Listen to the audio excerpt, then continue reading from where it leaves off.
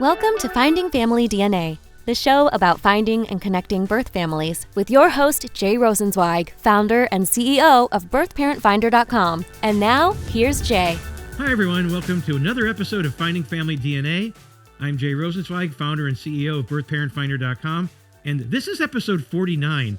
Obviously, our next episode is going to be episode 50. And we're excited about that one because we're going to highlight some of the stories that we told and the follow-up with some of those people and where they are today. And we're going to bring back people. They're going to tell us more about their lives and all the good things that are going on. Then again, not everything is a good thing. Some of those stories don't end up well. And we have a great show today. We're bringing in Rebecca Autumn Sansom. And Rebecca, Misty and I met Rebecca. Where did we meet her, Misty? We met her at the screening of her documentary. Oh, yeah. We did, Chicago. And that was 3 years ago in Chicago. And we've met several times after that, and I will get into that. We met at Roots Tech a couple of years ago. You screened your movie there. And I want to bring in Rebecca. Rebecca Autumn. Autumn is the name she was born with. And I just want to welcome you to our show. We had you on KTLA a couple of years ago, and that was only 10 minutes. But today we want to hear everything, the whole kit and caboodle. So what I want to do is I want to just really right out ask you your documentary. And I've seen it 3 times, and I actually think it was amazing. Misty's seen it. And we've seen other documentaries about adoptees or finding family that you didn't know about. And we'll actually get into a discussion on that at the end of this episode regarding a documentary that recently came out on Hulu called My Grandfather Charles Manson. And we all have watched that, and we'll talk about that. We're not going to tease that too much, but this is really about Rebecca's story, and it's called Reckoning with the Primal Wound, based on Nancy Verrier's book, Primal Wound. Why did you base it on that? Oh, gosh. Well, yeah. Nancy Verrier's book was the seminal work, landmark book in the adoptee community, The Primal Wound. And I thought for sure someone had done a movie version of this book because it had been 30 years since it was published. And I needed to send a link for a family member to watch it, because they were on the struggle bus, and I couldn't guarantee that they would read a book if I sent it to them. And I was floored that no one had made a movie about it, because it seemed like it would really be good if somebody did. And I didn't know there was an adoptee community at the time either. But when I searched for this and found that there was nothing, I also discovered that there was an adoptee community, and one thing led to another, and I ended up making this movie. And so how long did it take you to make that movie? It took me 5 years. Pretty standard documentary making time. And Misty, you had a question? No, I was just saying it kind of came full circle of, experiencing the book and embracing the book and wanting it to resonate with people, that you did it yourself. You brought the book changed my life. Right. And so the adoptees in my life that I'm related to, I thought that sharing the information in the book, because it was so validating. It was the first time that I'd read anything where someone was saying, if you feel like you've lost something and there's grief around that, that's normal. That's a normal reaction to adoption, which has severed your entire lineage. These feelings are actually very normal and healthy, because most adoptees are not allowed to feel their feelings, right? And so this was huge. It was life-changing, and it led to me meeting my birth mother immediately after reading the book. I had a conversation with my adoptive mother, and just sitting there at the kitchen table, she was like, I think I could get in touch with the social worker that was part of your case. And I know that she knew your birth mother, so maybe she's still in touch with her. And so my mom gave me that name, and immediately within a week, I had made contact with this person who was in fact in touch with my birth mother, had just gotten back in touch with her that year. and this is when I was 29. So they hadn't been in touch for like a decade, and just randomly they had reconnected. So, like, I like to say the movie kind of made itself because of all these little things that happened, but it was so important to me to share Nancy Verrier's work in another medium because it changed my life so much.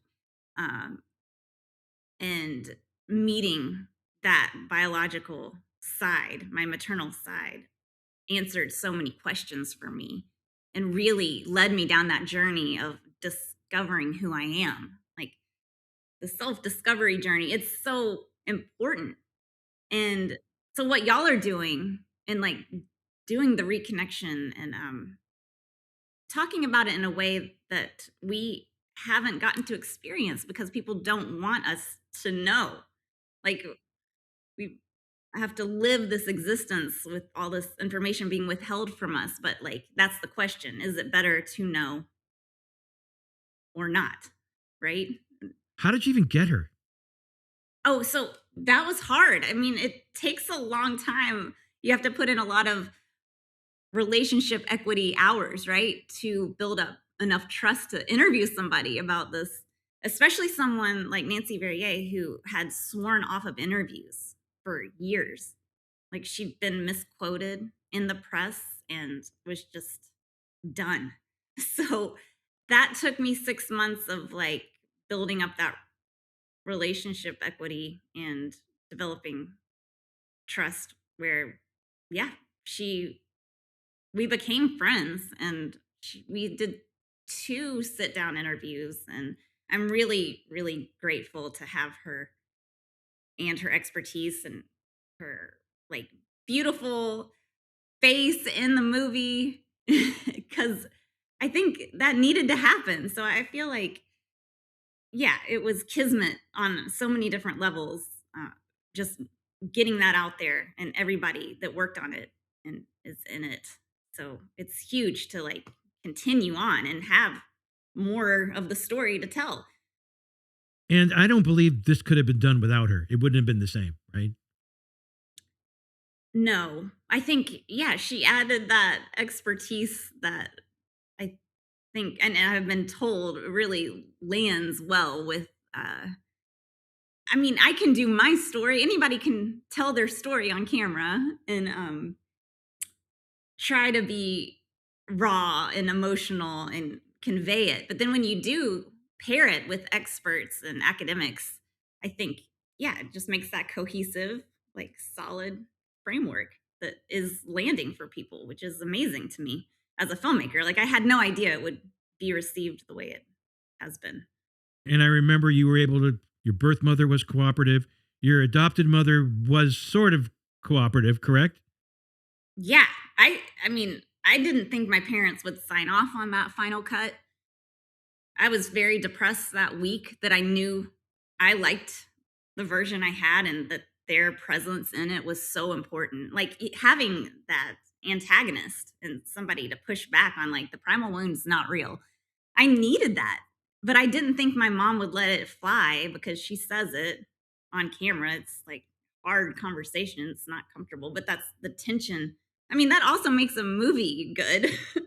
So I was so grateful when my parents said that they had no notes. They realized that it wasn't about them and they allowed themselves to be on camera, like, and say that, like, uncomfortable stuff that made it so much better. And I think people respect that.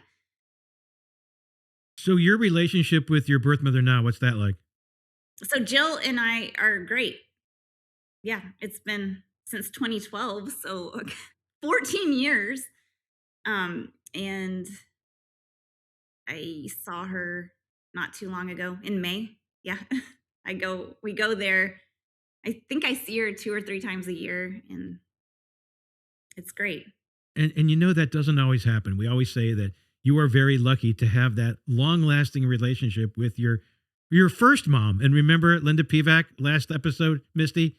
She refers, and you know Linda Pivac, right? Oh, yes. Emma Stevens, the student. Yes. The student. Okay. She was in our last episode, and she talks about birth mom is also known as the first mom, and I really never heard that before talking to her. And she was very, very interesting to talk to, and she does know your story. We did talk about that, but yeah, I love Linda, and I've read all 3 of her books, and we're actually collaborating on like a video version of her story right now. So, wow. because her stories, like, yeah, cinematic too. Like most of these stories are. It's a soap opera. So, Yeah, we did. She was. That was our last episode. Episode was it 48, and her story was just incredible. I call it. She did the mission impossible, breaking into that the adoption agency and getting her records. It's like that's unheard of. I know it's literally stranger than fiction, and it's so good. But she's an amazing writer. But yeah, you asked me about Jill again, and right. So this is 2026. oh, the first mother thing, because Jill hates being called a birth mom, and so I'm glad you brought that up as a term. I'm just saying it because it's easier and people know it. But yeah, you hadn't heard first mother? I know. Yeah, it's like very common in the community, and then some birth mothers prefer it. Jill prefers just mother. Most of them don't want any of that. They're just like, I'm a mom. Yeah, remember, I reunite the adoptees. I work with the birth mothers, but after that, I don't get involved in those groups. I mean, I've met some of those people. We broke bread with them at in Salt Lake City, and also in Chicago at Gibson's Steakhouse. We were sitting in the bar with a friend of yours who's Shelley, yeah. Right, and she's a birth mother and an adoptee, yeah. Right. Oh, and by the way, one of those, not the guy that was sitting with us, another guy, a comedian who happened to be there that day, has passed away a couple months ago. Tom Dreesen, and he was there. That's the place where he liked to go. He passed away, unfortunately, but I don't know if you met him, but he was there that day. We were there at Gibson's. Oh no! But I just thought I'd throw that in there, and he was beloved by the entire comedy community. But Misty and I put a whole list of questions together, and I'm not going to ask you every question, but the one thing, the primal wound is embraced by many adoptees, but debated by others. You know that. Were you hoping to spark conversation about that and about your documentary? I think leaving people with a question, like at the end of the movie, I'm like, if I'd gotten that box that Jill made for me, I think it would have changed my life. And I think when you do that, when you leave the audience with a question, they're going to ruminate on the rest of it. Like, is this a real thing? Like, can there be a primal wound? And if so, like, why are we maybe doing this way? Definitely want people to talk about that and question adoption as a practice the way it is, or if there could be a better way to do all of this. And I know your answer, but this is loving, this has definitely helped you with healing, hasn't it? I think that a lot of adoptees write and create content because we're trying to figure out how to survive and process this. So yeah, like in the film, I had my camera at the family reunion, in 2019 at Jill's whole family. She's one of 9, so there's so many people, right? And I feel like the camera is my buddy, like I'm not totally a shutterbug, but like I could talk to the camera easier than anyone else. So getting that confessional where I'm like having those feelings of like, I don't fully feel like I belong here, but I can't say that to anyone here. Like Jill was busy. Like it's a family reunion. Steven and Frankie Joe were busy. They were being like friendly people and talking. And I was having a meltdown by myself with the camera. And it's like, yeah, a way to survive, not just these physical situations where your nervous system is going through it, but just processing everything in this space. Like, how do we do this unless we write or record it? Exactly. So we're going to take a quick break, and then we're going to talk about the paternal side, which I was involved in. I wasn't involved in the maternal side, but I was involved in the paternal side. And we're going to also talk about the Charles Manson documentary a little bit. And right now, what I want to do is I want to show the trailer for your documentary, Reckoning with the Primal Wound.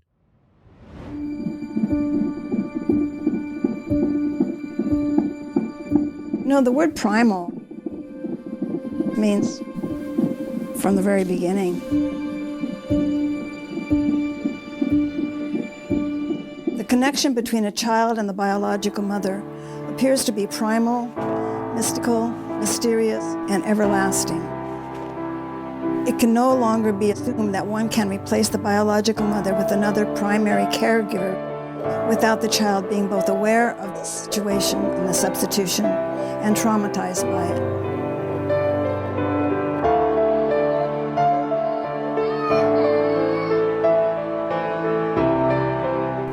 And our society has not been very good about allowing anybody to think about it.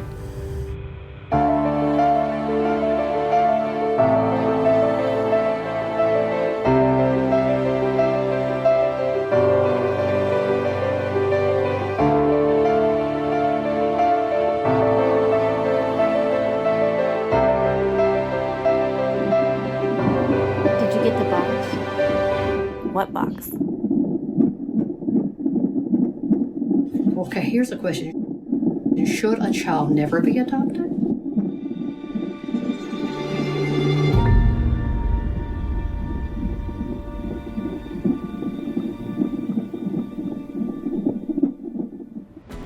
This is Jay Rosenzweig, the founder and CEO of birthparentfinder.com.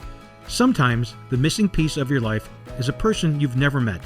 For over 2 decades, our team of expert investigators and genealogists at birthparentfinder.com has relied on the power of DNA and genetic genealogy to reconnect thousands of families separated by time, distance, and circumstance.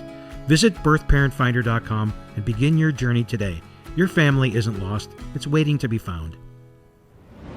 Welcome back to Finding Family DNA. We're with Rebecca Autumn Sansom, who Misty and I both know and met her several times, and we're so glad to have her on this YouTube show. And right now we're going to talk about, it took you a while to reconnect with or connect with your birth father. So after making the first documentary, you decided it was time to search or connect with your birth father. Why did you do that in the first place at that time? Well, I had started Foglift with my event series where I screen the film and then have another adoptee creator do something like a play or have musical acts. And we were there in Nashville. It was me, Jill, and Claire. And Jill and I were talking about Perry. Something I did made her think of Perry, my biological father. And she was always saying stuff like this, like, you really got to meet him. You're so much like him. The thing you just did reminded me of him, you just would have so much in common. And so we started talking about that. And I was like, yeah, why don't I feel like we're at this impasse because every time we talk about this, I'm like, connect me with him to Jill. And then she would say, okay, but then it's like, how is she going to do that? She doesn't have his contact information. Which is, we always thought like she could get it, because of the mutual friends and whatever. And you don't realize how hard that actually is. But then Claire, just sitting there at the table, started Googling his name and found that his mother had just passed away, like an obituary from his mom from like 2 months before. Mm. And you know how like it takes something like that to really be like, oh yeah, time is of the essence. Like this stuff you can't put off forever because people are not going to survive forever.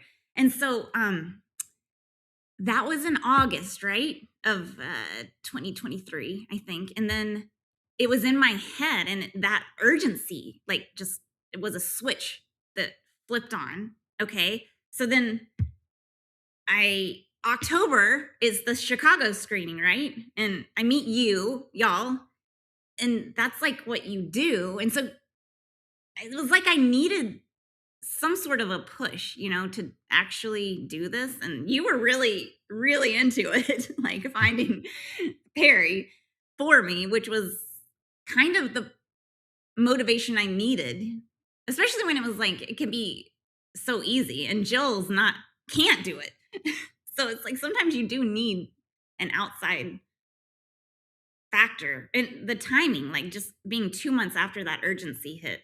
And so like, yeah, that was really the catalyst, right? Like, I don't know if you want to talk more about what happened or how you did that. Yeah, actually, what I'm going to do is I'm going to show right now the clip of I flew you to LA. This was, I guess, was the end of 2023, three years ago. December, right? Yeah. I flew to LA and we went on that show on KTLA 5 Off the Clock with Chris Schaubel, and you told your story. They only gave you 10 minutes, so you couldn't really tell the whole thing. And then he asked me how I reached out and connected with Perry, your birth father. So I'm going to play that clip right now, real quick, of me telling that story. She contacted you, and also why find the father? Okay, so we met at an event that I sponsored back in September in Chicago. They were showing her film. I was one of the sponsors of the event. I went to the event, and that's where we met. We hit it off. She learned more about me and my company and what I do. And there were a lot of people that wanted to help her reach out to her father. And she, fortunately and thankfully, chose me. Yeah, and how were you able, and I'm still going to come back to you, so Autumn, hold your horses, even though I can't wait to hear your answer. But how were you able to find her dad? Well, first of all, she knew his name, and she knew she had a brother. And the crazy part was that her brother took an ancestry DNA test several years ago, but I don't think he realized that Autumn was listed as possibly a half-sister. So what I usually do is was she? She was on a list? Yeah, she took an ancestry test also. He just didn't follow the list. Okay. He didn't figure it out. We think he didn't. We didn't know. Just didn't reach out to her. Did he not know? So what I do when I take those cases is the first person I reached out to, not the birth father, because the son took a test for a reason. Right. I wanted to find out what that reason was. So I reached out to the son via a message, a text message. He didn't respond. Then I get a phone call from the father saying, "Hey, I never told my son that I have another child." Ooh. Yeah, it happens. It happens. He Right. was taken back at first, but he quickly realized that it's all good. Yeah. It's all good. And there was no animosity from her. She wanted to reach out to him. She wanted to say hello, be part of his life, and no hard feelings whatsoever. And I know he appreciated it. So that was me on KTLA telling how I found him. And it really, like I said, it really worked out well. And during that time that I was in the process of reaching out to him, were you like nervous and wondering, is this guy going to respond? Is he going to want to talk to me? What were you thinking? Of course. Yeah. I think that's why people don't do it, because you're risking a lot, right? A second rejection is hard to risk. So luckily that wasn't the case. And Zach, my brother, was just saying all the right things. Like, it was just us texting before Perry decided to, step back. You have to step back into the past. And a lot of people haven't healed that. And that was the case, right? So I'm so glad that he did, like, just wake up one day and thought, I'm going to call Autumn. And he did. And we had, like, an and I amazing remember talk. talking to them. Initially, they wanted to make sure it wasn't a scam, and we get those all the time. As a matter of fact, Misty and I just put out recently an e-blast and a social media post about why birthparentfinder.com is not a scam. Yeah. And we went through about 20 bullet points. And if you read that and still think it's a scam, then something's wrong, because we have so much media. We have so much recognition. And I believe that, what's your brother's name? Zach and Perry both looked me up and realized, okay, this is a legitimate company, and they're working with Rebecca. I guess, did he know your name was Autumn at the time or no? Yes. He only knew my name as Autumn. So she So- told him the name.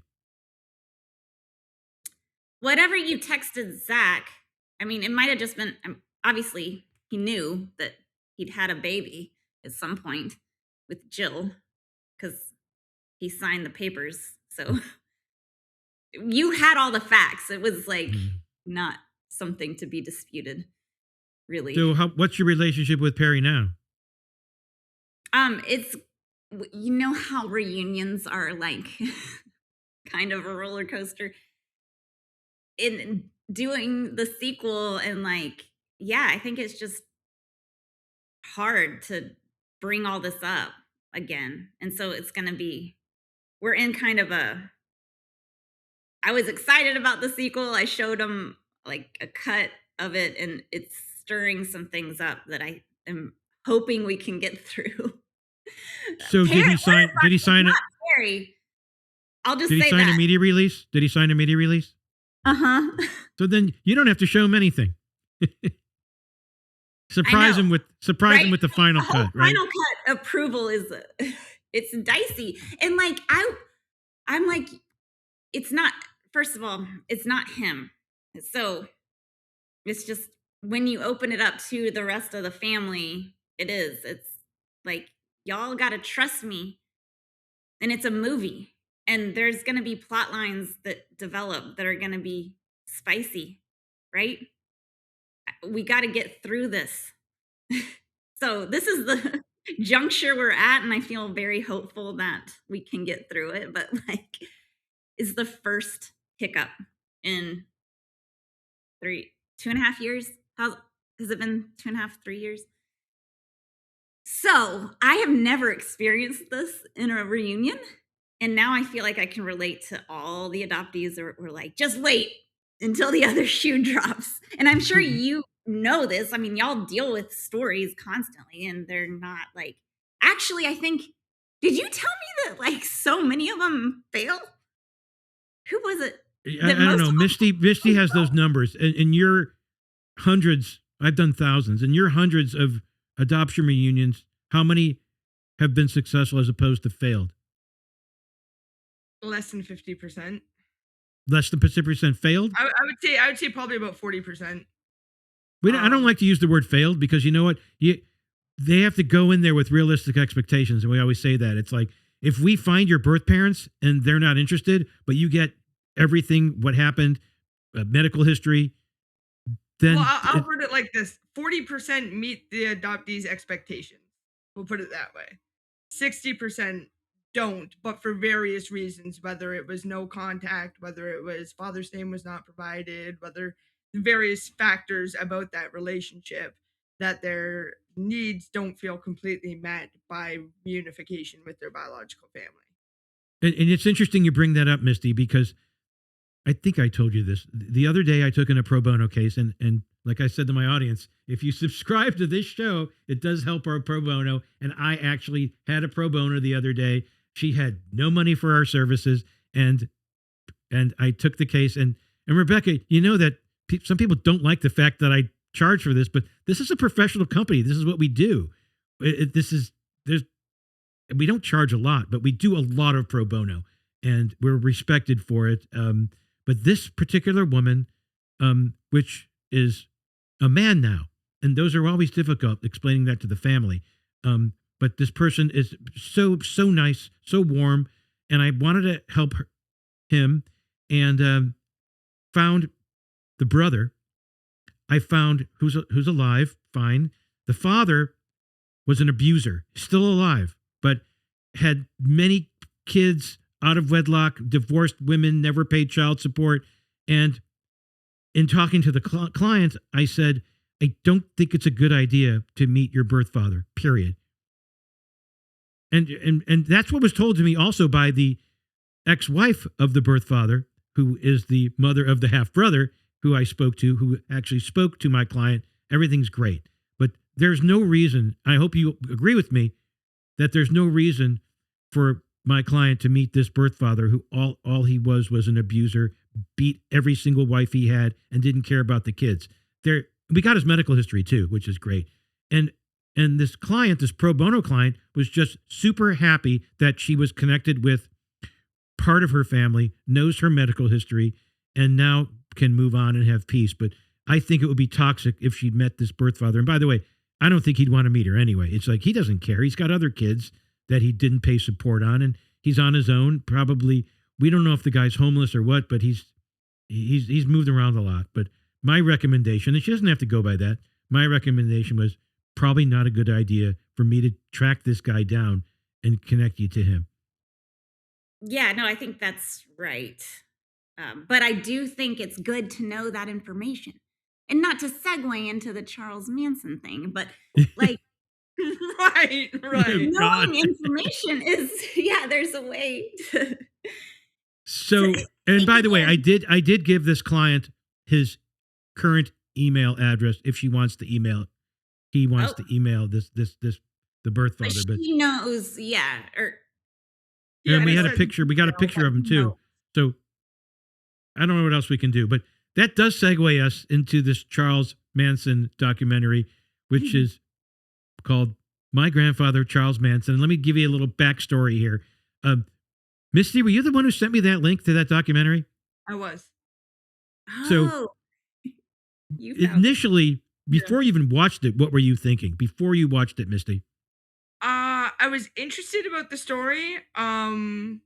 I was under the presumption, I didn't do any research about it, but I was under the presumption that she was telling the story because her father perhaps was not alive. But when I watched it, I thought that it should have been really the father's story rather than her story. But yeah. So Yeah. before we get your opinion, Rebecca, I watched the documentary. I'll tell you my opinion after this. I did reach out to the documentarian. Her name is Sophia Maddox. I did reach out to her through her publicist and got a very, very nice email back from her publicist saying that Sophia doesn't have time to be on your show. She's too busy. I go, well, that's pretty bad because it's her audience, basically. I watched the documentary and I was highly disappointed with it. Again, it's really not her story to tell. It's her father's story to tell. And I'm not sure he even wanted to be in this documentary. She spent a lot of time, and we saw some of the reviews on it were just scathing. And I don't give reviews. I'm not giving a scathing review. Look, credit to her for, you're a documentarian, credit to her for making a documentary, but think about who it's going to affect, right? You talked about that. She cried a lot during the documentary. She talked about her struggles, but I don't know if those struggles had anything at all to do with Charles Manson. What do you think? I mean, what is your thought about that the whole process of showing your struggles in life and whether it's related to Charles Manson being a blood relative, being a grandfather? Yeah. I mean, yes, kudos to anyone for making a documentary and going in there, and it's really hard work, and like I respect everything she did to create a work of art, right? But yeah, when you are a first time filmmaker, like the framework and getting, siloed into certain modalities maybe that are going more into true crime documentary, but also you're doing this narrative like confessional vibe too. I don't know. It got a little messy probably because of that. And again, that could be a first time filmmaker thing. Both of our films, they do have like these parallels where it's like, what do you inherit in the nature versus nurture argument, right? Like, what is your inheritance? And yes, there's power in not letting silence tell the story by not going in and really getting in there. And like what she did with the therapy sessions, I think she brought the camera into therapy sessions, right? Which was interesting. But I think when there's a way to do it where you're not leaning into self-pity, but you're like creating more of an empathetic response from the audience. So do you know what I mean? So Yeah. that's just You're- something probably learn over time. There's definitely a difference in sharing your story and that self-validation and then explaining your feelings and all of that to an audience. But you're right, there's a very fine line between I'm sharing my story because it's cathartic to me and getting it out in the world and finding people who have similar experiences and bonding over it, and then the self-pity aspect. I think there's a very fine line to walk between that.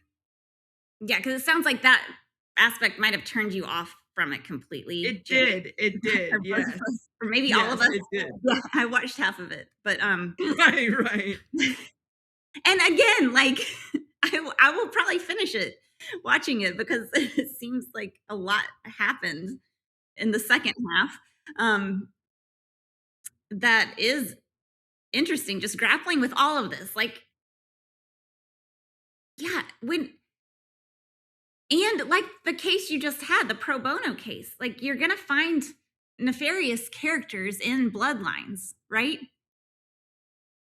And even in the sequel, I have, people, a lot of adoptees were conceived out of violence, honestly. So, like, that is very common. Then you're like, crap, what does that mean about me? That's in my blood, right? But I don't hear that level of, what would you even call it that she was doing, where it was just like, she was really wallowing in that victimhood mentality of it. And I feel like a lot of times when adoptees tell their story, people are like, oh, boo-hoo, get over it, which is kind of how I felt towards her. And but it's different because like we're just literally trying to survive by processing and telling our stories. Right, Rebecca. So the difference between your story and Sophia's story is that she's not an adoptee. There's a huge difference. Am I allowed to say that about it? Yes, yeah. She's not an adoptee. That was the same thought I had. Is she is not, and that's why I said I much rather would have loved to hear the story told from the father's perspective, because he is the son himself. And he discovered through his childhood that he was an NPE, that the man that raised him was not his biological father. I would have loved to have heard more about that journey of discovery, regardless of who the father is, but just that journey of discovery from the father's point of view rather than Sophia's point of view. Oh, and by the way, I got the father. His name is Daniel, right? I got his email address and I reached out to him and I told him what I do. We had this show on YouTube called Finding Family DNA, and I'd love to have him as a guest. He got back to me within a day and he said, thank you for reaching out. Thank you for watching the documentary. I would love to be on your show, but I'm involved in a lawsuit, a probate lawsuit involving the Manson estate. And I'm thinking, what? How is that possible? And then I did some more research, and I don't know if I think I told you this, Misty. Somebody claimed to be the living heir to Manson, which they are, but that would be a grandson.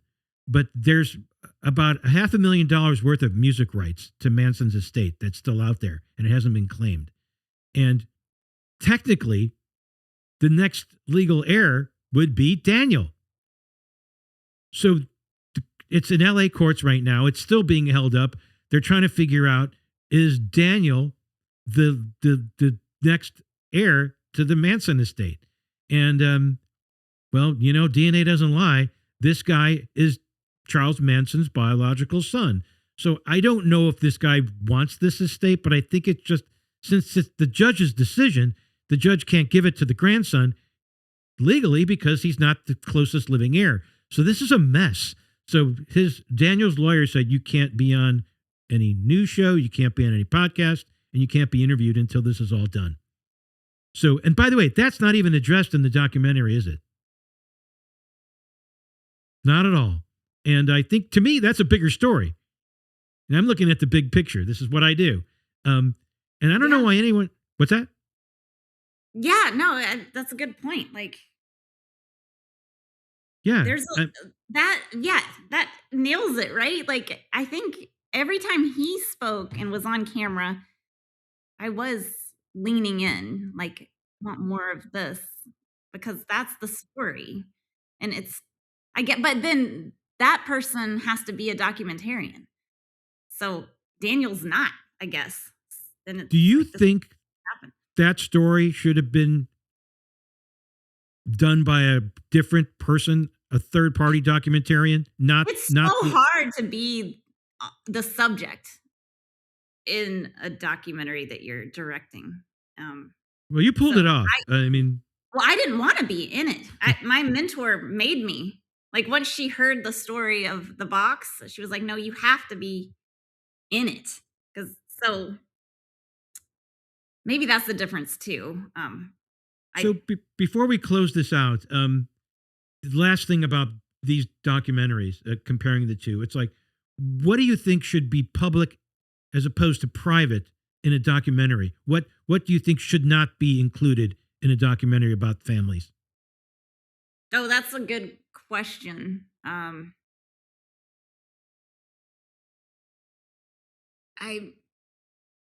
That's hard to answer. I don't pass. I don't want to put you on the spot, but there's certain things that people don't want told in a documentary. Was there anything that, like yours especially, that you said, do I want to put this in there? Do I not want to put this in there? I'm not going to ask specifically what it was, but were you torn about certain things? And especially with this part 2. Well, that's what I'm dealing with right now, actually. Yeah, the exact example. I'm telling my truth, hurts somebody else by doing that. They want it out. And I'm like, wait a second. Literally where I am sitting right now, Jay. So it's... And do you have a name for it? A name for... A title for the documentary? Reckoning with the Paternal Wound. Nice. Yeah. That's awesome. Yeah, I like that. And in a real world, realistically, I believe you're going to release this at some point. What timeline are we talking? It depends on this problem I have, but like, if this turns around, I feel like it could be finished so soon. Like, I have all of the footage, you know? I'm going to put the KTLA bit in So there. if there's a problem, can you get around the problem? That's the question, Jay. That's literally the question, because I have release forms. It was like a final cut thing where I'm being nice. And because my track record is my parents, who should have been like, don't do that, did. So I'm just like, everybody's going to let me do whatever I want. And because they trust that it's going to make it the best it can be. If you don't mind me asking, if you can say, where's the pushback coming from? Where do you think it's coming from? In your experience, in y'all's experience, where do you think it's coming from? It could be from the parents that raised you. Yeah. I would say the father of the son. No. Really? Oh, birth mom. No. Then I'm way off the money. I don't know. The wife of... Oh, you know what? I completely forgot about that. You know what? Because we get that all the time. Yes, relationships have been ruined. Yep. Oh my God. I totally forgot about that. Yep. Wow. Okay, so this is a thing, right? Yep. That's ruined so many relationships. And you know what? On our 50th show, we're going to talk about that regarding one of my clients whose relationship with her birth father was ruined because of his wife, who said, I don't want you talking to her ever again. And I haven't interviewed her yet, but it's going to be in the next episode, but it's going to be heartbreaking because she really loved her birth father. So many people would be able to relate to that scenario, and not only just the adoptee, but the actual wife herself. If she understands that other women had these same feelings and it validates her feelings, and that might help her with some coping mechanisms for her own internalization of the situation. So your documentary, where do people watch it? Is it on? Where is it on? Is it on the internet somewhere? YouTube, Jay, because I don't care anymore. Like, I didn't want to gatekeep the information. Like, I need money. Don't get me wrong, but I also I thought it would be maybe a good marketing for the sequel too, to put the original one out on YouTube for free right now. For a limited time, let as many people watch it as possible, and then hopefully want to know more. Sure, and I believe when it first came out, it was like only a few bucks. It was like $10 to watch that or whatever. And then like I said, I've seen it 3 times. I saw it. You sent me the link initially, and then I saw it in a theater in Evanston, Illinois, or somewhere around there. And then the 3rd time I saw it in Salt Lake City. Yeah, thank you for watching it so many times. Yeah. Are you going to do the circuit again with the Paternal one? I hope so. Yeah. Okay. Well, hopefully, if you make your way to Chicago, I would love to come watch the second one. Let's do Chicago again. That was so fun. And I do think there's a lot more resources now than there were in 2023 to get these things released. And I have a lot more connections now than I did back then. I actually have a talent agent now. It's great, from a big agency. Yeah, let's. But yeah, that's awesome. But so we're going to wrap this up with Rebecca Autumn Sansom and Misty. And Rebecca, I want to thank you again for being on here. I haven't talked to you in a while, and I'm really hoping you can get part 2 of your documentary out soon, so I can help you with it. Okay, that's all the motivation I need. Thank you, Jay. Thanks, Misty. This was great. All right, and thank you, everyone. We will see you next time for episode 50, our 50th anniversary on Finding Family DNA.